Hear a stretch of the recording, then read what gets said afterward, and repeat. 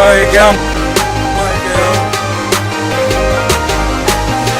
the introduction, yep, I'm introducing me. 6 feet, 300 pounds, known to rock the newest sneaks. Cool and never fooling, rocking G-Shocks like it's jewelry. Counting mad currency, flowing better than fluently.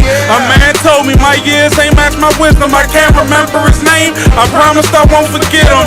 While all my friends was getting caught up in the system, I was slipping through the cracks, the only one they can't distract. I'm just Killing it, dog. Killing it, dog. Killing it. Neutral Corner Episode 12, Canelo vs. Golovkin 2.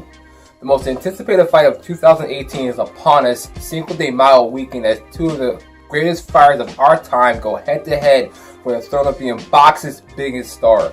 Welcome to Neutral Corner, where we take fighters from both past and present from all prominent combat sports and stack them up against each other in a fictitious head-to-head battle, going by their statistics, accomplishments, and attributes to hypothesize who will be victorious in a fight between two combatants. I'm your host, King Brime's Kamara, the most powerful keyboard warrior on the planet, and today we'll be discussing the upcoming matchup between Sual Canelo Alverez and Gennady Golovkin. Before we begin today, I want to remind you that you guys can buy the King Kamara shirts of different designs on Teespring. There are several designs, and this month we're doing several designs based off the Black Panther movie. The link is in the description below. Now, let's get on with the video. This is the very first time on Neutral Corner where we get to do a rematch, so this is very interesting. I'm not going to go into exact detail of each fighter's fighting style because I already did that in Neutral Corner Episode 7. You can check that in this icon above. Canelo Alverez is a mixture of all the great Latin fighters wrapped in one. His speed and savviness is on par with that of Hector Camacho and Oscar De La Hoya. His power punching is like that of Roberto Duran and Julio Cesar Chavez Sr. His counter-punching ability is better than that of Juan Manuel Marquez. His defense is as good as Wilfred Benitez. And of course, there's many other great Spanish fighters I could compare him to. There really aren't many fighters in the sport today that are as well-versed as Canelo Alverez. He has tremendous boxing IQ. He has beaten the fastest blitzer in the game, which was Amir Khan. He spanked Hall of Fame fighters such as Miguel Cotto and Shane Mosley. He adapts and recognizes patterns better than most of the fighters in the game today. His chin and stamina and substantial boxing ability make him near impossible to stun or hurt in the early rounds. Triple G is unquestionably the most feared man in boxing today, and for good reason. He's more than just a championship boxer, he's a force of nature, with him being undefeated and having the highest KO percentage in middleweight boxing history, as well as being one of the most successful amateur fighters the world has ever known. He is normally viewed as a calculating pressure fighter. He has strong fundamentals, and his uncanny ability to take a punch is only surpassed by his ability to give one. He isn't the quickest or the savviest fighter by any means, but it never stopped him from being able to turn into an avalanche and crush his opponents. We're talking about a guy that's never been knocked down in the ring, even while sparring. I'm glad that Triple G is finally getting the recognition that he deserves. He's currently 35 years old and should have begun this kind of spotlight over a decade ago for all the hard work he's put in those 386 fights. For all you guys that know me or watch Neutral Corner Episode 7, I believe, where I analyzed Canelo Alverez and Golovkin's first matchup, you all know that I had Sual Canelo Alverez winning. After the end of the 12th round, I had Canelo Alverez up by 2 points. Many people I know, particularly fighters, agree with that verdict. There are other people that thought that Triple G had won, and people that also thought that the fight was a draw. And that's what the fight ended up being, a draw. The boxing world, specifically Golovkin supporters, were outraged with the scoring from the one specific judge in favor of Canelo that was 18-12. But it is true that a scoring such as this in either direction would be ridiculous. It doesn't change the fact that the fight itself was close and competitive. Even though the fight was a lot closer than I would have imagined, I'm still rocking with Canelo Alverez for much of the same reason that I picked him in the first place. Whether you're a Golovkin supporter or not, you can't deny that Canelo Alverez is much faster, much savvier, and a much more skilled fighter of the two.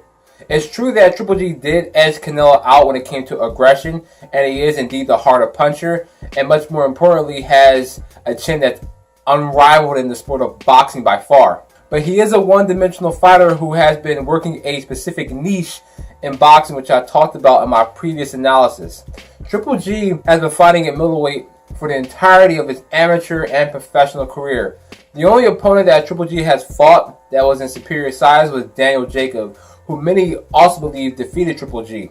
Of course, Daniel Jacobs didn't get his immediate rematch, but the sports game isn't always a meritocracy. It's a popularity contest that's fueled by dollars.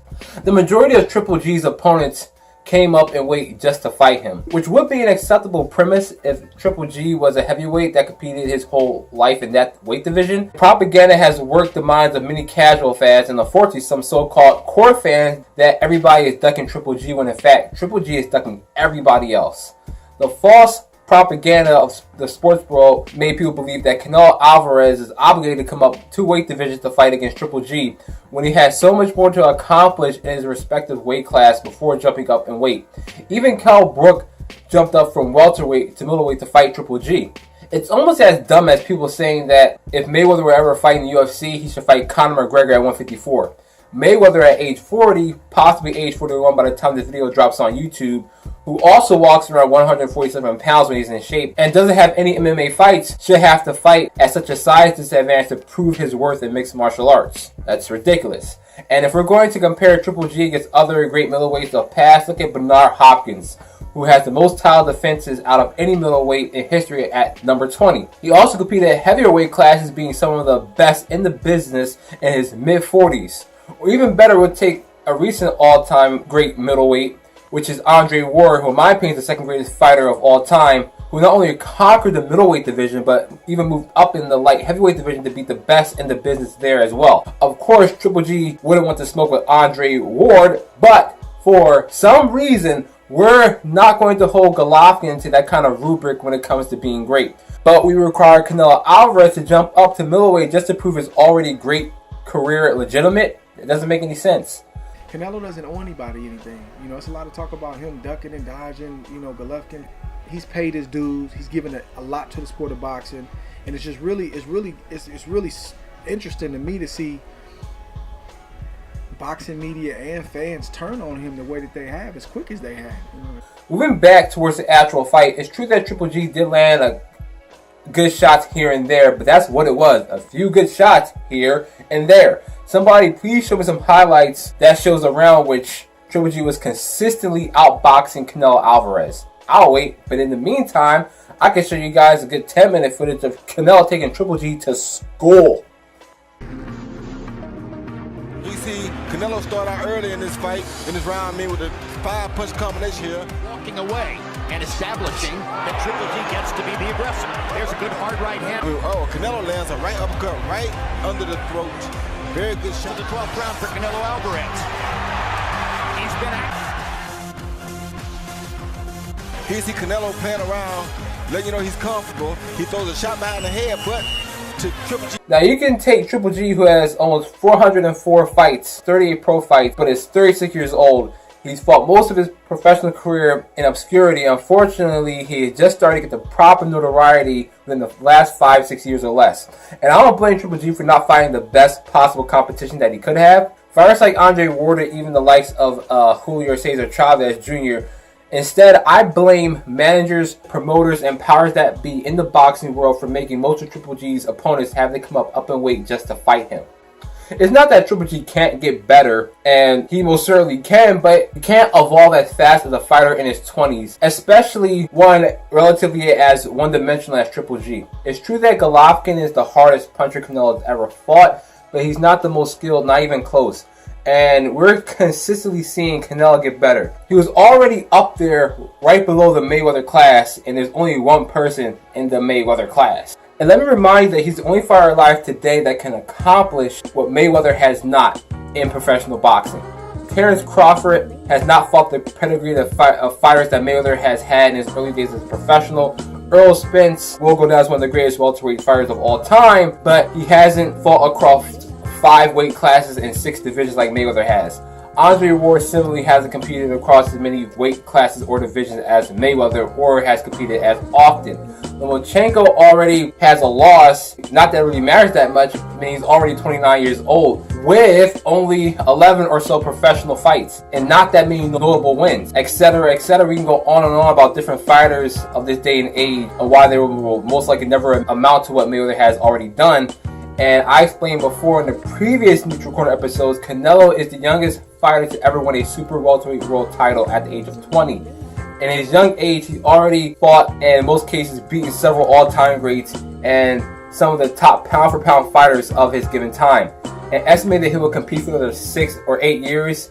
He could possibly surpass Mayweather's resume of being the only 12-time world champion in boxing. In closing, I truly respect all that Triple G has done in the sport of boxing and accomplished throughout his amateur and professional career.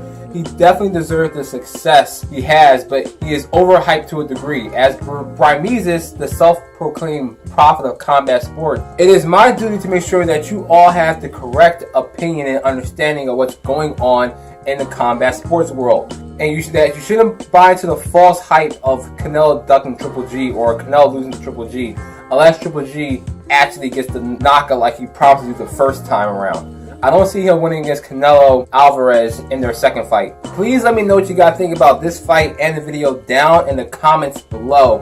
Constructive and warranted harsh criticism towards me is always accepted, but please be respectful amongst each other at the very least. Anyway, if you guys like what I said, hit that like button. If you dislike what I said, hit that like button. If you really like this video, please don't forget to subscribe to my YouTube channel, as it will help me out a great deal. And before you go, don't forget to check out the King Kamara shirts. The link will be in the description below. With that said, I will see you guys next time with Neutral Corner episode 12. This the introduction, yep, I'm introducing me. 6 feet, 300 pounds, known to rock the newest sneaks. Cool and never fooling, rocking G-Shocks like it's jewelry. Counting mad currency, flowing better than fluently. A man told me my years ain't match my wisdom. I can't remember his name, I promised I won't forget him. While all my friends was getting caught up in the system, I was slipping through the cracks, the only one they can't distract. I'm just matching up my goals and my decisions. Whatever ain't in the picture.